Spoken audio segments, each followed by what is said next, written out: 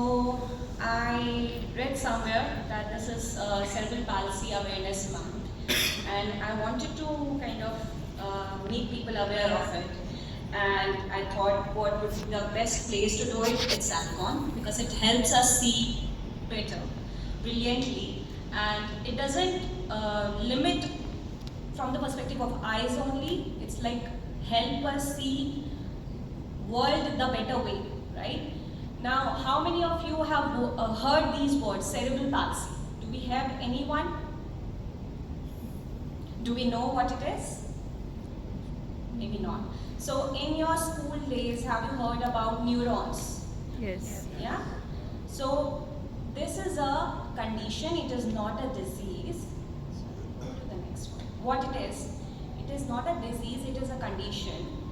When a kid is born, before the birth or during the birth, kid lacks oxygen. And when the kid lacks oxygen, then some damage is done in the brain, in the neurons. Some part of neurons gets disturbed. Now, it is not reversible. There's no medicine, nothing can be done to reverse that effect. But what we call a child's mind is like a clay. You can mold it in any form. So from 1 year till 5 year, their brain is adapting to it. So what happens is that after this damage, there are a lot of things that can happen. They can become autistic, which is like cognitive problems. Then there are, majorly in cerebral palsy, it's physical. What are those types and what are those challenges, I'll show you later. But what it does is, those neurons gets damaged, there are some capabilities that kids cannot perform. So what we do is, it is not reversible, and the general count is approx 1 to 4 per 1,000 children born, you have a cerebral palsy condition. And how does it affect them? So we have 4 types here. One is monoplegia, like only one limb get affected. Only one limb get affected. And the second is hemiplegia, the half of the body is affected, either the right or the left. And then the diplegia, whether the bottom half or the top half gets affected. What is quadriplegia, as in all limbs are affected. So these are the 4 types. And what do I mean by affected? So there's a type in cerebral palsy which is called spastic. So I am moving my hand right here. There are some physical things that are brain control, because of which I am moving my hand. And I didn't know earlier, but brain also contains the physical part of our body. Our height, our weight, how flexible our body is. Spastic is tightness. So because of this condition, what happens is, 80% in the cases, kids get this tightness in the body. And when their hands is too tight, they have difficulty in moving. They often keep their fist as clenched. They are not able to use it. Sometimes like this, right? So they have difficulty in mobility and other sort of things. Then we have another one, like the 4 types I have mentioned, it depends on the spasticity. Sometimes they have tightness in one limb, sometimes the half body, sometimes this lateral half. The second one, it dies, I'm very bad at pronouncing it, dyskinetic. What does it mean? Like they have this jerky movements. They jerk, or different intervals and all those. Ataxic is they have difficulty in balancing. And the 4th one is mixed types. So certain kids experience all combinations. Okay, and so the associated impairment of it is, you can see here, 1 in 3 is unable to walk, or 1 in 4 is unable to talk. So I'll just give a brief on what can be the after effects of it. The unable of walk and talk also, they get pain, they get epilepsy, they get seizures, right? And they have some behavioral issues. Some of the kids experience the autistic behavior as well because of that. Then they have issues with their bladder control, and they have this speech problems because the muscles in the mouths are tight, so they drool a lot. So, and on the top we have GMFC S, level. What does it mean? Based on where the kid is, like can he walk, can he talk, what is the current situation. The organization has divided 5 levels. The first level is they don't have a problem, they can continue their normal life. The second is they walk, but when surface is uneven, they have a problem. So when they are climbing on the stairs, they need a railing, or they have a problem in jumping, like that. The third is they use wheelchair.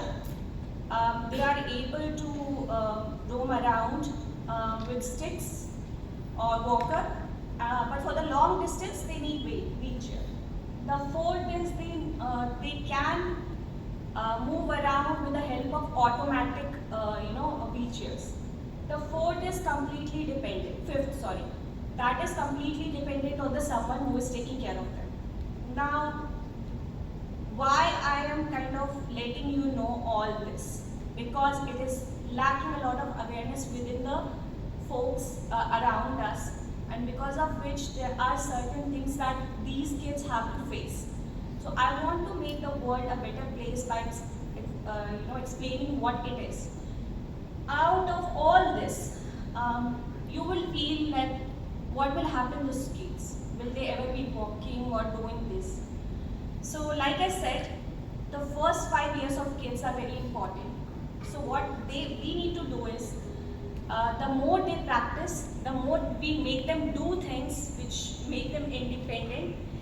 Our neurons are magical things. So once it is damaged, but what happens is you lost the capability of walking. Let's say you lost the capability of walking because of some damage in your head. Now what happens is, when you are repetitively, asking kids to walk or supporting them, doing physiotherapy, they form a different path of neurons to achieve that functionality. So yes, they have lost it, that capability or that part. It cannot be reversed. But the more you make them do it, the more they do the physiotherapy or all the other therapies, they will form a new connection to gain that function. So it is not reversible, but they can live a quality of life. Now why I am telling you this is, first of all, I am a proud mom of CP kid who is GMFSC 3 level and Quad C. So I work with her with all those physiotherapy. She goes around 3 to 4 times of therapies in a day. We have speech therapy, we have motor therapy, we have occupational therapy. There's a lot of therapies. And together with that, she is taking epilepsy medicines also. She is prone to those seizures as well. But why I'm telling this here, I'm sharing my personal experience, because lately Instagram, we all use it, yeah. So I was in one of the group where we connect with these parents of CP warriors. We call it CP warriors. So lately they experienced one thing which made me feel that I need to speak more about it. I need to answer those questions which people might be having. So they went to a park. The kid enjoyed all of them, all the rides and everything. Now kid told her father to do that, zip lining. Yeah. So she asked her father that I want to do zip lining. Now watchman said that she can't do it because her brain is not working. Uska dimag theek nahi hai. She said that. He said that. And what it does is, in Delhi it was a huge big deal, and there were a lot of posts about it, reels about it. And what hurt me most is the comment section. So there are a lot of people who were favoring the mother and everything, but there were few people who didn't understand what it means. They were calling it out as that mother is taking it out of proportion, or as a mother of a normal kid, I can't allow my kid to be ziplining. How can she saying that being a special kid's mother, how can she do it? She is not a good mother. So some kind of comments were there, which made me think that we need to be more aware of these conditions, right?